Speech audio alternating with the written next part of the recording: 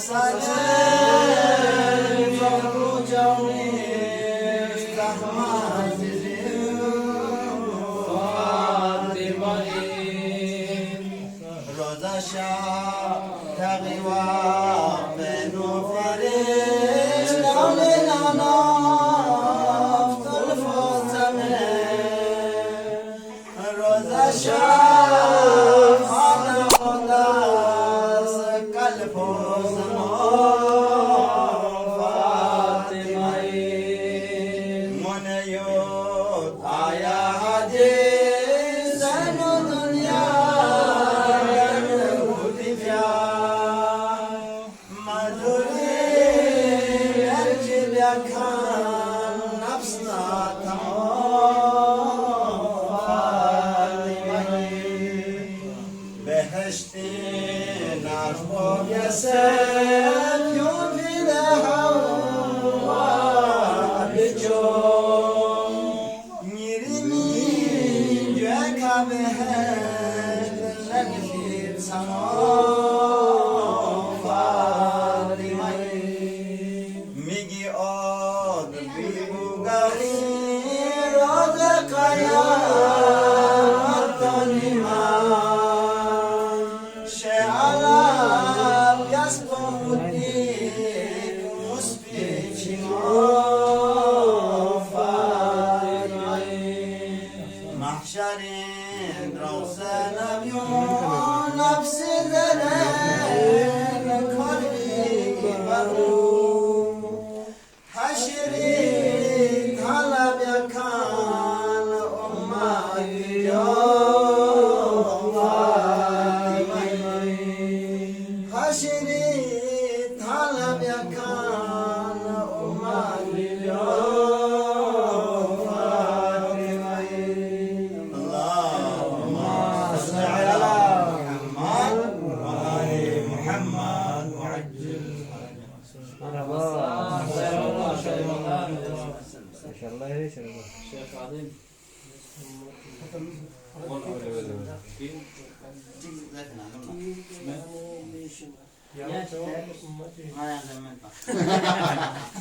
Cukup hayal değil mi? Dikkat edin.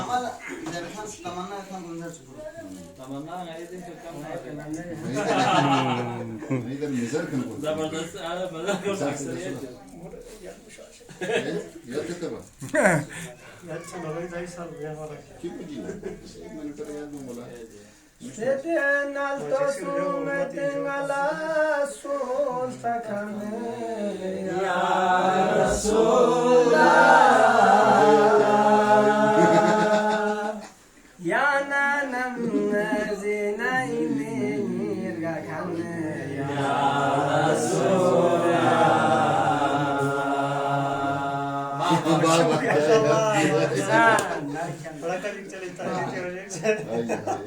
Nagose phogose duniyai chahi Sukun khan mein Pyongose tone chuko hai shazade vatan Ya Resulallah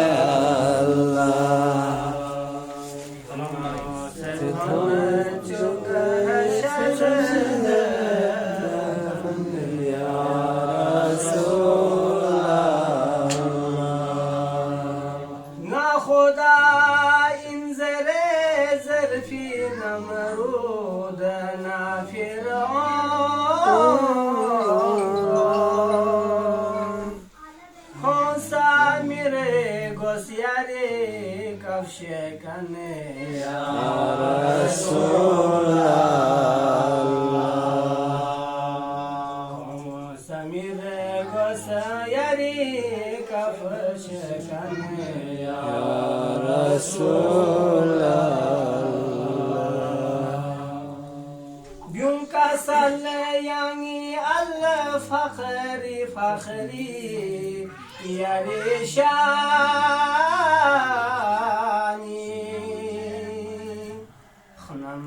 Nasa nisko etogo se başane ya Resulallah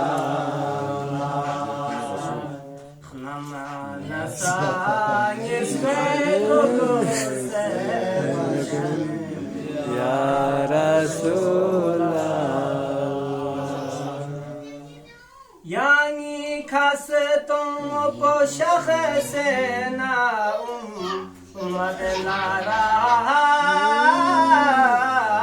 بیاس تو سلیمانی عشق و جیخانے یا رسول اللہ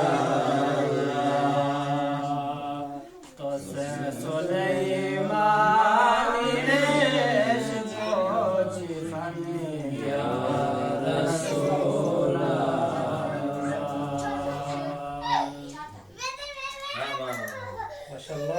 کوہ تور موسیٰ محبوب بیس کا تسلیس بیاس یا لعرشی کھانا کس سخن یا رسول اللہ یا لعرشی کھانا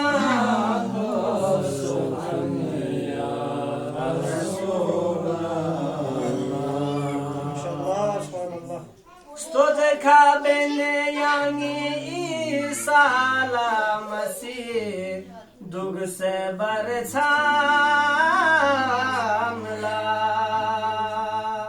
Tanga se mal so yari la makan ya Rasulallah Tanga se mal so yari la makan ya Rasulallah Yang tawallut diringwana alam poroshan son Syanaya arshilegi narane ya Rasulallah Syanaya arshilegi narane ya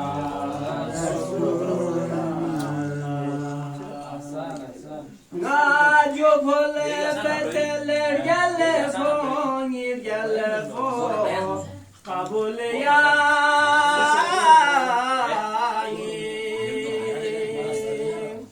Skia yosengi male so najabese gochane ya Rasulallah Yosengi male so najabese gochane ya Rasulallah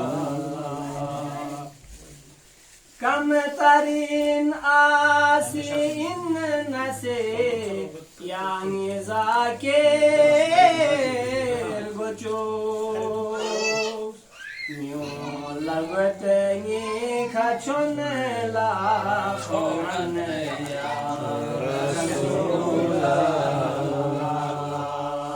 Mashallah mashallah lagwetengi kachone la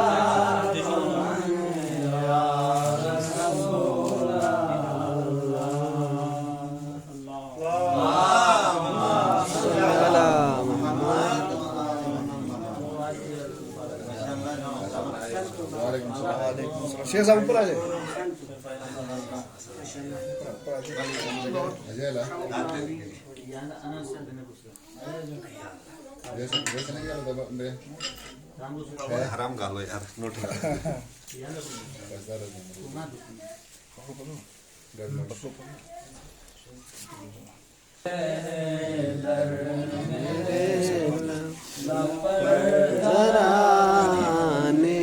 तो ओ फिर तुम्हारे आगे माशाल्लाह माशाल्लाह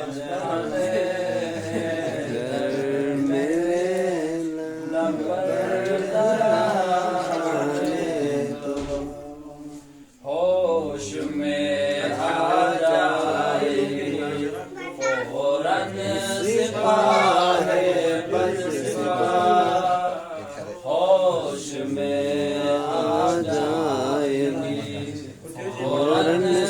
شفا ہے بد شفا تم محبان علی کو جوش میں آنے دو ماشاء اللہ سبحان اللہ سبحان اللہ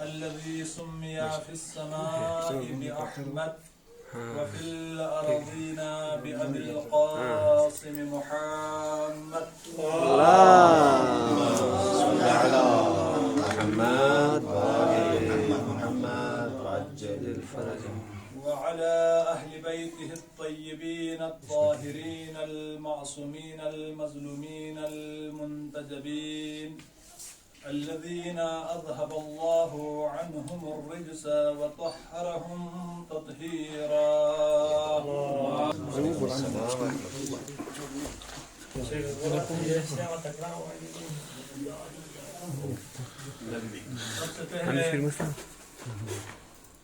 سرکار خفی مرتبت آقای دو جہان حضرت محمد مصطفیٰ صلی اللہ علیہ وسلم اور صادق آل محمد حضرت امام جعفر صادق علیہ السلام کی ولادت باسعادت کے موقع پر سب سے پہلے قطب عالم امکان حضرت امام زمانہ عجل اللہ تعالی فرجہ الشریف پوری عالم بشریت تمام امت مسلمہ اور آپ حاضرین کی خدمت میں ہدیہ تبلیغ و تہنیت پیش کرتا ہوں۔ عزیزان گرامی، ماہ ربیع ہے۔ ربیع یعنی بہار کا مہینہ۔ ہر چیز کی ایک بہار ہوتی ہے۔ لکل شیء ربیع، ہر شے کی ایک بہار ہوتی ہے۔ انسان کی زندگی کی بہار انسان کی جوانی کو قرار دیا گیا ہے، اور اسی طرح قرآن کریم کی بہار ماہ مبارک کو قرار دیا گیا ہے۔ اور اس مہینے کو بہار قرار دینے کی وجہ کیا ہے؟ کیا موسمی بہار میں آنے کی وجہ سے اس کو بہار کا مہینہ قرار دیا ہے؟ ہرگز ایسا نہیں، کیونکہ اسلامی سال کے جو مہینے ہیں وہ گردشی مہینے ہیں، تقریباً 36 سال میں ایک مرتبہ پورے مہینے گھوم کر اول سے لے کر آخر تک جو کہ گھوم جاتے ہیں۔ تو اس اعتبار سے اگر دیکھا جائے تو یہ ربیع کا مہینہ بہار کا مہینہ نہیں ہو سکتا۔ بہار کے موسم میں آنے کے اعتبار سے ہر مہینے کو بہار کہنا چاہیے، جبکہ اس مہینے کو بہار کہا جاتا ہے۔ تو اس کا مطلب یہ ہے کہ اس کو بہار کہنے کی وجہ موسمی اعتبار سے نہیں، بلکہ انسانیت کی بہار کا مہینہ ہے۔ بہار انسانیت، پوری انسانیت میں سب سے اعلیٰ ترین فرد، پوری بشریت میں سب سے عظیم ترین ذات اس مہینے کے اندر پیدا ہوئی، اس لیے اس مہینے کو ربیع کا مہینہ کہا جاتا ہے۔ تو عزیزان گرامی، پیغمبر اکرم صلی اللہ علیہ وآلہ وسلم جس کے بارے میں علامہ اقبال فرماتے ہیں، وہ دانائے سبل ختم الرسل مولائے کل، وہ دانائے سبل ختم الرسل دانائے مولائے کل، کہ جس نے غبار راہ کو بخشا فروغ وادی سینہ۔ نگاہ عشق و مستی میں وہیں اول وہیں آخر، نگاہ عشق و مستی میں وہیں اول وہیں آخر، وہیں قرآن وہیں فرقہ وہیں یاسین وہیں طٰہٰ، وہیں فرقہ وہیں قرآن وہیں فرقہ وہیں یاسین وہیں طٰہٰ۔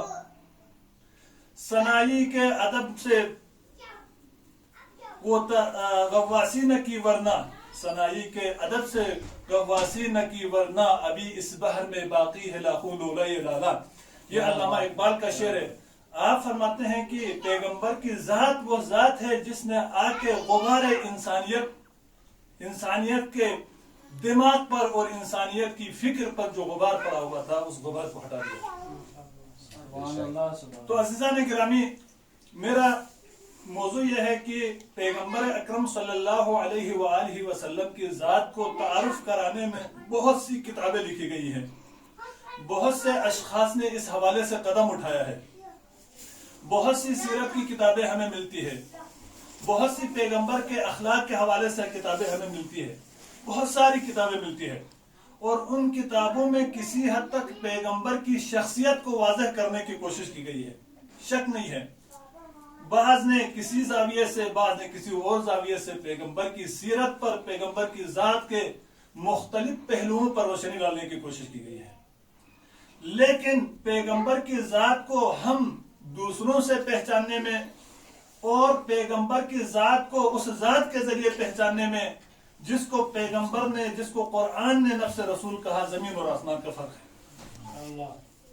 اگر ہم پیغمبر کو دوسروں کی ذات سے، دوسروں کے ذریعے اگر پہچاننا چاہے تو وہی صورتحال آج جو پیش آ سکتی ہے۔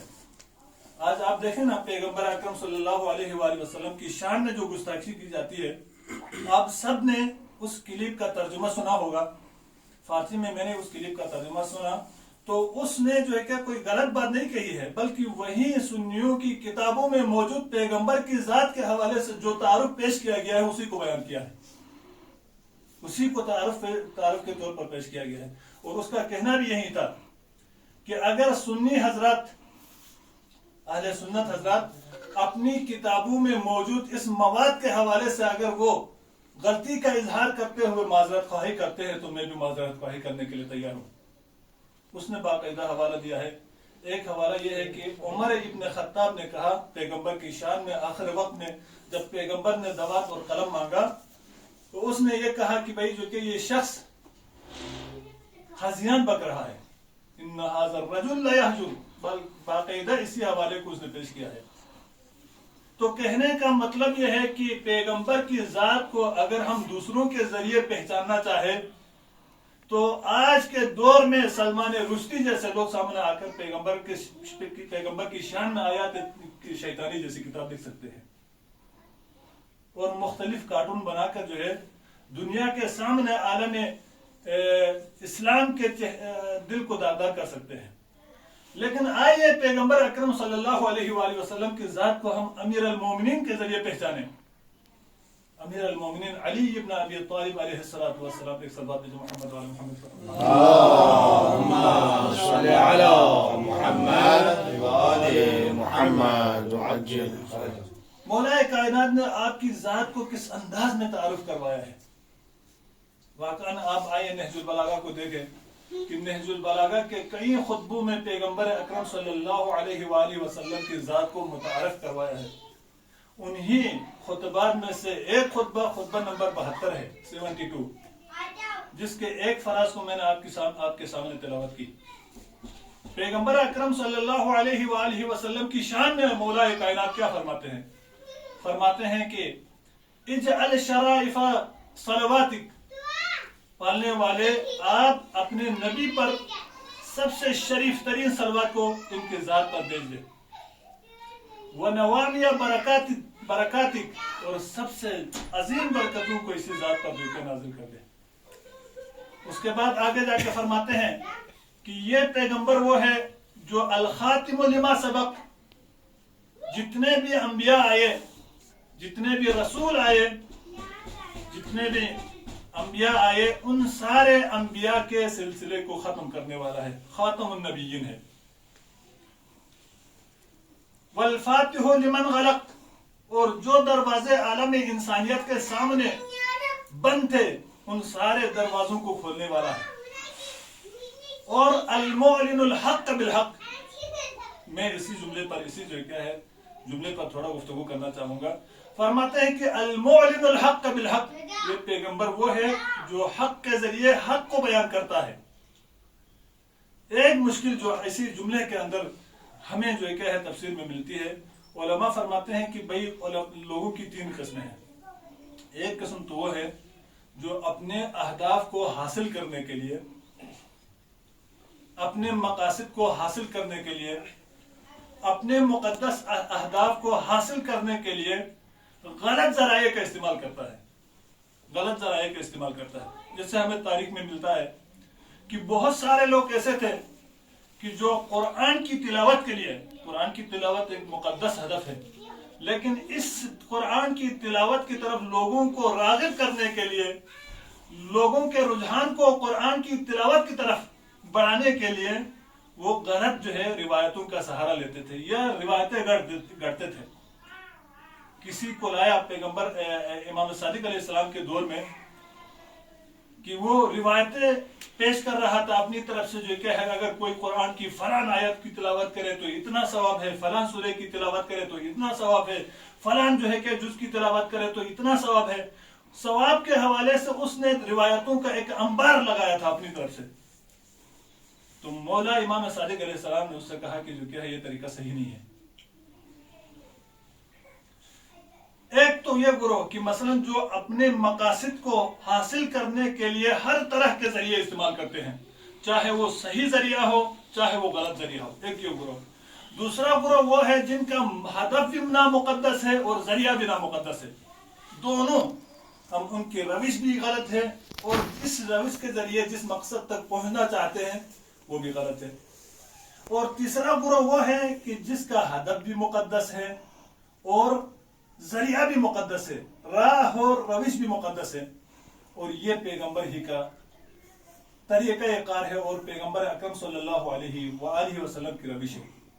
اسی لیے مولا فرماتے ہیں کہ پیغمبر کی صفت یہ تھی کہ المعلن الحق بالحق، حق کو حق کے ذریعے ہی جو کیا ہے آگے بڑھانا چاہتے تھے. ایک جنگ کا موقع تھا، ابھی جنگ کون سی ہے میرے ذہن میں نہیں ہے، لیکن بہرحال ایک جنگ کا موقع تھا جب پیغمبر اکرم صلی اللہ علیہ وآلہ وسلم مکے سے ہجرت کر کے جب مدینے تشریف لائے تو لانے کے بعد ایک جنگ میں کفار مشرکین اور کفار مکہ کے ساتھ آپ کی جنگ تھی. اس جنگ کے دوران جہاں پر مسلمان اقلیت میں ہیں، مسلمانوں کی تعداد کے لحاظ سے بھی پیغمبر کے پاس اور پیغمبر کے اصحاب کے پاس اتنا اسلحہ بھی نہیں ہے. تو کسی نے آ کے خبر دیا یا رسول اللہ آپ کے ساتھ تعاون کرنے کے لیے آپ کے ساتھ جنگ میں شریک ہو کر مشرکین مکہ کے ساتھ جنگ کرنے کے لیے ایک مشرکین کا گروہ آیا ہے, آپ کے ساتھ جو کیا ہے مل کر ان کے ساتھ جنگ کرنا چاہتا ہے. تو پیغمبر اکرم صلی اللہ علیہ وآلہ وسلم نے کیا فرمایا؟ فرمایا کہ واللہ لا انتصر بالمشرکین علی المشرکین, قسم خدا کی میں جو ہے کیا ہے مشرکین کے خلاف مشرکین کے ذریعے تعاون حاصل نہیں کروں گا. کبھی بھی پیغمبر اس طرح کا اقدام کر ہی نہیں سکتا کہ مشرکین کے ذریعے اپنے مقصد تک پہنچنے کے لیے مشرکین کا ہی سہارا لے لے. آج کی دنیا میں دیکھیں کہ کیا ہو رہا ہے. اپنے آپ کو بچانے کے لیے, اپنے اہداف کو بچانے کے لیے کبھی یہودیوں کی گود میں, کبھی عیسائیوں کی گود میں, کبھی مشرکین کی گود میں, کبھی کفار کی گود میں ہمیں مسلمان دکھائی دیتے ہیں. یہ حقیقت میں وہ افراد ہیں جنہوں نے پیغمبر کی سیرت کا مطالعہ ہی نہیں کیا ہے. اگر پیغمبر چاہتے, جس وقت پیغمبر اکرم صلی اللہ علیہ وآلہ وسلم کے فرزند کی وفات ہو گئی تو عین اسی وقت سورج گرہن بھی ہوا. تو لوگوں نے کہا کہ یقیناً یہ سورج گرہن ہونا اس وجہ سے ہے کہ چونکہ پیغمبر کے بیٹے کی وفات ہو گئی ہے, اس کا اس کے ساتھ ربط ہے. اگر پیغمبر چاہتے تو یہاں پر جو کہ اسی موقعیت سے استفادہ کرتے ہوئے کہہ سکتے تھے کہ ہاں جی یہ جو کہ ہے میرے بیٹے کی وفات کی وجہ سے ہو گیا ہے. لیکن پیغمبر اکرم صلی اللہ علیہ وسلم نے اس ذریعے سے کبھی اپنے مقصد تک پہنچنے کی کوشش نہیں کی. کیا کہا کہ لوگوں یہ جو ہے کیا ہے ایک کائنات کا ایک نظامی سسٹم ہے, اس کا میرے بیٹے کی وفات کے ساتھ کوئی تعلق نہیں ہے. تو عزیزان گرامی, پیغمبر کی یہ سیرت تھی. آپ دیکھیں جزیرۃ العرب کی صورتحال کو پیغمبر کے آنے سے پہلے اور مبعوث برسالت ہونے سے پہلے کیا صورتحال تھی؟ صورتحال یہ تھی کہ ایک اونٹ پر تقریباً 10 سال جنگ کرتے تھے. ایک اونٹ کے مسئلے پر 10 سال تک جنگ کرنے والے لوگ پیغمبر کے آنے کے بعد پیغمبر نے ان کی حق کے ذریعے ایسی تربیت کی کہ ان کے اندر جذبہ ایثار اور جذبہ فداکاری اس طرح وجود میں آیا کہ باپ اور بیٹا دونوں آتے ہیں اور پیغمبر سے جو ہے کیا ہے جنگ کی اجازت طلب کرتے ہیں. باپ آگے بڑھ کے کہتا ہے یا رسول اللہ مجھے اجازت دے دیجئے, بیٹا آگے بڑھ کے کہتا ہے کہ یا رسول اللہ مجھے اجازت دے دیجئے. پیغمبر حیران ہے کہ کیا جائے. ہم باپ کے اندر بھی جذبے کا شہادت کا جذبہ ہے, بیٹے کے اندر بھی جذبے کا شہادت ہے. اگر باپ کو اجازت دیتا ہے تو بیٹا ناراض, اگر بیٹے کو اجازت دیتا ہے تو باپ ناراض. تو پیغمبر اکرم صلی اللہ علیہ وآلہ وسلم نے اسی موقع پر قرعہ لگایا. قرعہ لگانے کے بعد بیٹے کا نام آیا اور بیٹا جا کے جنگ میں شہید ہو گیا, اور اگلے مرحلے میں باپ بھی گیا اور باپ بھی جو کہ جنگ میں شہید ہو گیا. اور قرعے کا جو مسئلہ پیش آیا یہیں سے پیش آیا. یہ آگے بڑھے کہ مثلا ایک خاتون ہے جو اونٹ کے اوپر 3 جنازوں کو بٹھا کے لائی. عجیب مرحلے فکر ہے. پیغمبر نے ان بدو عربوں کو کس حد تک جو ہے کیا پہنچایا, ان کی فکر کو کتنا آفاقی کر دیا. خاتون ہے, ایک اونٹ کے اوپر 3 جنازے بٹھا کے لائی ہے. کسی پوچھنے والے نے پوچھا کہ یہ کس کے جنازے ہیں؟ کہا کہ یہ 2 میرے بیٹے ہیں اور یہ میرا شوہر ہے. اس کے چہرے پر مسکراہٹ, اس کو بڑا تعجب ہو گیا کہ بھئی تمہارے 3 عزیز قتل کیے گئے ہیں, شہید ہو گئے ہیں, اور پھر بھی تمہارا چہرہ مسکراہٹ کی وجہ سے کھل رہا ہے. تو اس نے عجیب جواب دیا, کہا کہ جو کہ میرا پیغمبر سالم ہے, لہذا پیغمبر کے بدلے میں میں دنیا اور وما فیہا دینے کے لیے تیار ہوں. آپ دیکھیں ایک خاتون کا جذبہ اتنا. ایک سلوات بھیجیں محمد اللہم صلی علی محمد وآل محمد وعجل. المعلن الحق بالحق, پیغمبر نے حق کے ذریعے لوگوں کی اتنی تربیت کی. ایک شخص ہے جس کا نام ہے عمیر ابن وہب, وہ مکہ جاتا ہے. پیغمبر, یہ واقعہ پیغمبر اکرم صلی اللہ علیہ وآلہ وسلم کی ہجرت کے بعد جب پیغمبر مدینے میں آ کر آپ نے حکومت تشکیل دی, ایک لشکر بنایا, ایک نظام بنایا. اس نظام کے بنانے کے بعد وہ شخص اس وقت تک کافر مشرک تھا، اور اس کا ایک دوست تھا وہاں مکے میں جس کا نام صفوان ابن امیہ. وہ وہاں جاتا ہے اور دیکھتا ہے کہ وہ مسجد حرام میں بیٹھا ہوا ہے، مکے کی دیوار سے ٹیک لگا کر پریشان ہے اور رو رہا ہے. اس نے پوچھا بھائی کیا بات ہے؟ کہا کہ بھائی جو ہے کیا ہے، میرے دل کے اندر یہ بات برداشت نہیں ہو رہی ہے کہ وہی یتیم عبداللہ جو ہمارے ہاں یہاں پہ جو کہ زندگی بسر کر رہا تھا، آج اس کے پاس مدینے میں جا کے اتنی پاور، اتنی قوت آ گئی ہے کہ اس نے ایک حکومت تشکیل دی ہے. یہ مجھ سے برداشت نہیں ہو رہا ہے. تو عمیر کہتا ہے کہ بھائی جو کیا ہے، یہ مسئلہ نہیں ہے، میں اس پیغمبر کو جا کے قتل کر دوں گا تو تمہارا دل ٹھنڈا ہو جائے گا. تو اس نے کہا اگر تم نے یہ کام کر دیا تو تمہاری جو بھی حاجت ہے میں پوری کر دوں گا، آپ کا جو بھی آپ کی جو ہے حاجت ہے، جو بھی آپ کا جو ہے مقصد ہے، میں پورا کر دوں گا. تو اس نے کہا کہ بھئی میں اتنے دینار کا مقروض ہوں اور اس کے بعد میرے بچوں کے لیے کھانے کے پاس کچھ بھی نہیں ہے. اچھا آپ یہ کام کریں، میں جا کے پیغمبر کو قتل کر کے جو کہ ہے اس کے قتل کی خبر کو آپ تک پہنچا دوں گا. عزیزان گرامی، آپ دیکھیں واقعا جو کہ عجیب و غریب پیغمبر اکرم صلی اللہ علیہ وآلہ وسلم کی سیرت. اچھا اس شخص نے اس کو جو ہے تقریباً 1000 دینار دیے، کیونکہ اس کا ایک بیٹا اسیر بھی ہوا تھا. اسی عمیر کا ایک بیٹا اسیر بھی ہوا تھا اور جو کہ ہے وہ مدینے کے اندر تھا. تو اس کے پاس بہانہ بھی تھا کہ وہ اپنے اسیر بیٹے کو جو کہ چھڑانے کے لیے مدینہ چلا جائے. اس نے ایک تلوار بھی بنا کے دیا اور وہ تلوار کو جو کہ زہر آلود کر کے دیا تاکہ پیغمبر کے اوپر جو ہے کیا ہے تلوار مارے تو جو ہے کہ اگر تلوار کے زخم سے نہ مر جائے تو کم از کم جو ہے کہ زہر اس کے اوپر اثر کر جائے. اور یہ شخص مدینہ چلا جاتا ہے. مدینہ جانے کے بعد پیغمبر کی خدمت میں حاضر ہوتا ہے اور پیغمبر آگے سے تشریف لا رہے ہیں، یہ ادھر سے جا رہا ہے. تو پیغمبر سے اس نے کہا کہ اے محمد، میں آیا ہوں اپنے بیٹے کو آزاد کرانے کے لیے اور یہ میرے پاس پیسے بھی ہیں. اس نے جو کیا جیب میں ہاتھ رکھتے ہوئے پیسہ نکالنے کی کوشش کی. تو پیغمبر نے مسکرا کر کہا کہ بھائی جائیے وہ پیسے اپنے جیب میں رکھو، مسئلہ نہیں ہے. اچھا تمہارے پاس وہ شمشیر جو ہے وہ کس مقصد کے لیے ہے؟ تو اس نے کہا کہ یا رسول اللہ یہ شمشیر میں جو کہ چونکہ مسافر بندہ ہوں، راستہ خطرناک ہے، ہو سکتا ہے وہاں پر جو کہ ڈکیٹی ہو جائے. اس وقت چوروں کا جو کیا ہے مثلا راج عام تھا، اس لیے جو کیا ہو سکتا ہے کیونکہ ہمیں جو ہے تلوار کی ضرورت پڑتی ہے، اس لیے ہم تلوار لے کے آئے. تو کہا کہ اس تلوار کو تم نے زہر پہ بجھایا کیوں؟ تو وہ اتنا حیران ہو گیا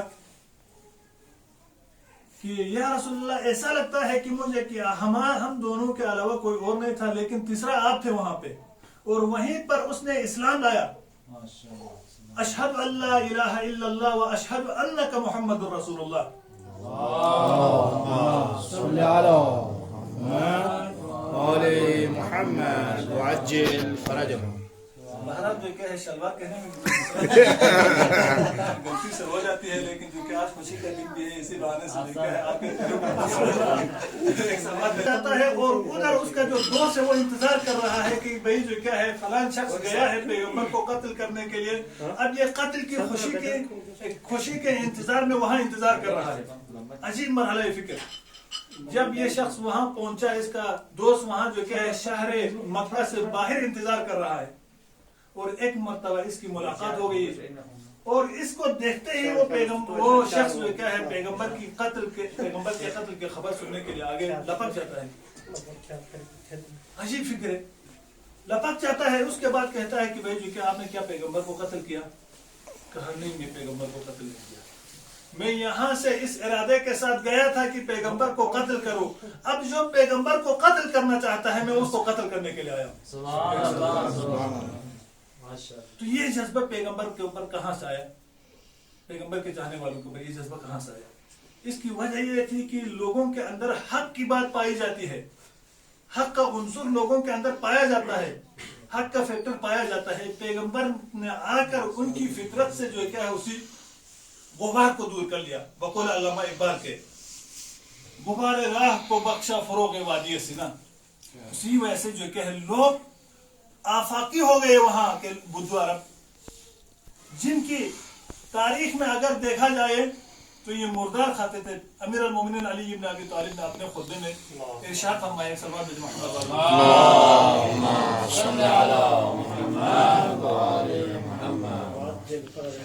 ان سب کو جو ہے کہ پیغمبر اکرم صلی اللہ علیہ وآلہ وسلم نے اپنے اخلاق کے ذریعے.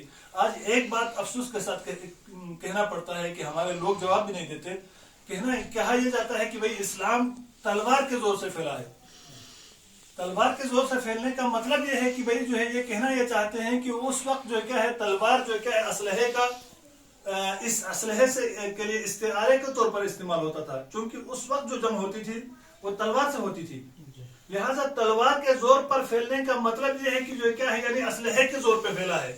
یعنی ورنہ اسلام کے قانون کے اندر، اسلام کے احکام کے اندر، اسلامی تعلیمات کے اندر وہ جذابیت نہیں پائی جاتی، وہ اٹریکشن نہیں پائی جاتی کہ لوگوں کو اپنی طرف جذب کرے.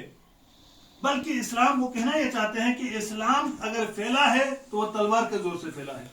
تو ہم ان کا جواب دیتے ہوئے کہیں گے کہ بھئی آج کے دور میں اسلحہ کس کے ہاتھ میں ہے؟ ایٹم بم تم لوگوں کے ہاتھ میں ہے، سب سے بڑے بڑے میزائل تمہارے ہاتھ میں ہیں، اور جنگی جو ہے کہ جہاز تمہارے ہاتھ میں ہے. اگر اسلحے کی جو ٹیکنالوجی ہے وہ سب کے سب آپ کے ہاتھ میں ہے. اگر جو ہے کہ اسلحے کی زور سے ہی جو ہے کہ اسلام پھیلا ہوتا تو آج وہی اسلحہ تمہارے ہاتھ میں ہے. تم اپنا دین پھیلا کے دیکھو اور تم کتنی جنگیں کرتے جا رہے ہو. تمہاری تاریخ پوری جنگوں سے بھری ہوئی ہے، لیکن پھر بھی جو ہے کیا ہے تمہارا دین آگے نہیں بڑھتا. اس سے پتہ چلتا ہے کہ تمہاری یہ منطق، تمہاری یہ سوچ اسلام کے حوالے سے، تمہاری یہ فکر اسلام کے حوالے سے درست نہیں ہے. پیغمبر کے اخلاق کے ذریعے دین پھیلا. عزیزان گرامی آپ آئیے دیکھیں پیغمبر کے اخلاق کے حوالے سے کہ عجیب اخلاق کا مظہر. قرآن نے آپ کو جو کہ خلق عظیم کہہ کے پکارا. کسی نے آ کے ام المومنین عائشہ سے کہا کہ بھائی جو کہ آپ پیغمبر کے اوصاف بیان کریں، پیغمبر کے اخلاق کو بیان کریں. تو عائشہ نے کہا کہ وہ خلقہ القرآن. آپ پیغمبر کے اخلاق کو اگر دیکھنا چاہتے ہیں تو جا کے قرآن کا مطالعہ کرو. قرآن اسلام کا نظریاتی پہلو ہے اور اس کا عملی پہلو پیغمبر اکرم صلی اللہ علیہ وآلہ وسلم. اب آئیں عزیزان گرامی اس تعلیم کو اور اس جو ہے کیا ہے آئین کو، اس مکتب کو پیغمبر اکرم نے اپنے بعد مولائے کائنات تک کس طرح پھیلایا. عثمان کا دور ہے، آپ عثمان کا دور دیکھیں. عثمان کے دور میں ابن عباس روایت کرتے ہیں کہ عثمان نے مجھے سالار قافلہ بنا کر حج پہ بھیجا. حج کا موسم تھا کہ مجھے حج پہ بھیجنے کے بعد جب میں حج سے واپس آ گیا تو دیکھا کہ مدینے میں انقلاب برپا ہو گیا ہے اور عثمان کو قتل کر دیا گیا ہے اور اس کی جگہ مولائے کائنات کو خلیفہ کے طور پر انتخاب کیا گیا ہے. تو ابن عباس کہتا ہے کہ چونکہ میں سالار قافلہ تھا، میں نے چاہا کہ امیر المومنین کی خدمت میں آ کے عرض کروں کہ اس سفر میں کون سے جو ہے کیا ہے مسائل پیش آئے. اس سفر کی ایک رپورٹ اور ایک گزارش جو ہے کہ مولا کے سامنے پیش کروں. جیسے میں مولا کے دروازے پہ پہنچا تو کسی نے کہا کہ بھئی جو کہ مولا کے ساتھ اندر جو کہ مغیرہ بیٹھے ہوئے ہیں وہ گفتگو کر رہے ہیں. تو ایک مرتبہ میں وہاں انتظار کرتے کرتے اس وقت تک انتظار میں نے کیا کہ جب مغیرہ نکل گئے تو میں اندر امیر المومنین کی خدمت میں حاضر ہوا. تو امیر المومنین سے میں نے جو ہے کہ پورے سفر کی تفصیلات بیان کی، گزارش بیان کی، اور میں نے پہنچتے ہی کہا کہ مولا یہ شخص خطرناک ہے، اس کے جو کیا ہے آرا سے اور اس کے نظریات سے، اس کے مشوروں سے جو کہ ذرا بچ کے رہنا. تو مولا امیر المومنین علیہ السلام نے ایک مسکراہٹ اپنے چہروں پر جو کہ بکھیرتے ہوئے فرمایا، کہا کہ ابن عباس یہ 2 مرتبہ اب تک میرے پاس آ چکا ہے. کہا مولا کس لیے آیا ہے؟ کہا کہ یہ اس لیے آیا ہے کہ یا علی آپ معاویہ کو کسی مدت تک کے لیے اپنی جو کیا ہے اسی مثلا منصب پر باقی رہنے دیجئے. جب آپ کی خلافت قوی ہو جائے گی، آپ اپنی خلافت پر جو کیا ہے محکم ہو جائیں گے، اس وقت اس کو جو کہ ہٹا دیجئے. تو ابن عباس کہتا ہے کہ یا علی اگرچہ میں مغیرہ کو جو کیا ہے اچھا آدمی نہیں مانتا، لیکن اس بات سے میں بھی موافقت کرتا ہوں. اگر آپ چاہیں تو بہتر ہے کہ جو کیا ہے مثلا معاویہ کو کسی مدت کے لیے اس کو اپنے منصب پر باقی رکھیں، اور جب آپ کی خلافت مستقر ہو جائے گی، آپ کی خلافت مضبوط ہو جائے گی، تو اس وقت ہٹانے میں آسانی ہو جائے گی. تو ایک مرتبہ مولا کائنات علی ابن ابی طالب علیہ السلام نے دیکھیں کس طرح جو کہ پیغمبر کی تعلیمات کو اپنے اندر جذب کر لیا. وہی پیغمبر کی سیرت مولا کائنات کی سیرت. آپ نے فرمایا اتامرون النصر اتامرون ان اطلب النصر بالجوع. اے ابن عباس کیا حیف نہیں ہے, میں بھی تمہیں جو کیا ہے کتنا اچھا آدمی سمجھتا تھا, لیکن تم بھی وہی مغیرہ والی باتیں کرتے ہو, اور کیا تم مجھے اس بات پر امر کرتے ہو کہ میں حق کے لیے جو ہے کیا ہے زور کا سہارا لے لوں؟ ہرگز نہیں. واللہ لا اطلب النصر بالجور, میں کبھی بھی جو ہے کیا ہے زور اور ظلم کے ذریعے حق کا سہارا, حق کی پہچان کے لیے, حق کو جو ہے کہ آگے بڑھانے کے لیے کبھی زور کا سہارا نہیں لوں گا. میں ابھی ہی اس وقت ہی جو ہے کیا ہے معاویہ کو ایک لمحے کے لیے بھی جو کیا ہے اس مقام پر باقی نہیں رکھ سکتا. لہٰذا آپ کی سیرت میں ملتا ہے کہ جو کیا ہے معاویہ کو اسی وقت جو کہ آپ نازل کر دیا. یہ کہاں سے آیا عزیزان گرامی؟ پیغمبر کے اکرم صلی اللہ علیہ وآلہ وسلم, لوگ جو دشمن تھے آپ کے قتل کے در پہ تھے, پیغمبر نے اپنی تعلیمات کے ذریعے ایسا ان کو اپنا شیدائی بنایا کہ آپ کا وضو کا پانی جو کہ زمین پر جو کہ بہتا نہیں. لوگ وضو کے پانی کو تبرک کے طور پر لیتے ہیں. جب آپ حجۃ الوداع کے موقع پر ہجرت کے بعد جو کہ حج کے لیے گئے اور مناسک کے حج انجام دیتے دیتے آپ نے جب جو کیا ہے حلق راس کیا, اپنے سر کے بال منڈوائے, تو وہاں پر لوگوں کا جھگڑا ہو گیا پیغمبر کے بال کو تبرک کے طور پر لینے کے لیے. یہ کس وجہ سے؟ اسی پیغمبر کے جو کیا ہے نورانی تعلیمات کی وجہ سے کہ المعلن الحق بالحق, حق کے ذریعے جو کہ حق کو آپ نے جو کہ پہچانوایا. عزیزان گرامی, پیغمبر اکرم صلی اللہ علیہ وآلہ وسلم کے بعد احادیث پیغمبر پر پابندی کے نتیجے میں تقریباً جو کہ 90 سال کا عرصہ جو تاریکی میں ڈوبا اسلام کا, اس کے بعد پھر مولائے کل کے فرزند صادق آل محمد صلی اللہ علیہ وآلہ وسلم نے کس طرح انہیں تعلیمات کو جو کہ دنیا کے سامنے پیش کیا کہ آپ کے سامنے ہر قسم کے لوگ سر تسلیم خم ہیں. راوی کہتا ہے میں جب کوفہ گیا, کوفے کی بات ہے, مدینے کی بات نہیں ہے, کوفہ گیا تو کوفے میں نے جو کہ دیکھا 900 آدمی قال الصادق قال الصادق قال الصادق کا کلمہ پڑھ رہے. تو عزیزان گرامی, اس سے ہمیں بھی یہ درس ملتا ہے کہ انسان کو خصوصاً شیعہ مکتب کی نگاہ میں, شیعہ نظریے کی نگاہ میں, اہل بیت کے مکتب کی نگاہ میں اگر دیکھا جائے تو کبھی بھی اگر مقدس راستہ غلط طریقے سے اپنایا نہیں جا سکتا. اور خصوصاً یہ ہم مبلغین دین کے لیے, ہم جو علوم آل محمد کی تبلیغ کرنے والے ہیں, ان افراد کے لیے کبھی بھی یہ مناسب نہیں کہ ہم جو ہے کیا ہے صحیح راستے کو اپنانے کے لیے غلط ذریعے کا استعمال کریں. بحق محمد و آل محمد دعا ہے پاک پروردگارہ ہماری اس قلیل سی محفل کو اپنی بارگاہ میں قبول فرما.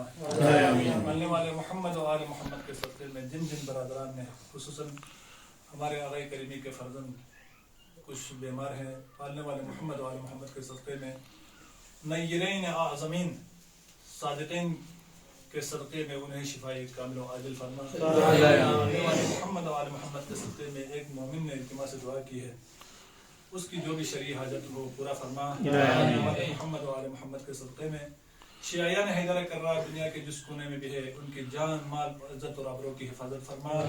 پڑھنے والے محمد و آل محمد کے صدقے میں ہمارے مولا اور آقا کے ظہور میں تاجل فرما.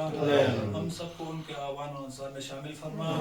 ربنا تقبل منا انك انت السميع الدعاء بحق فاطمة وابيها وبعدها وبنيها وسر المستودع فيها الى ارواحنا وارواح من مات على الايمان هدية منا فهو الفاتحة.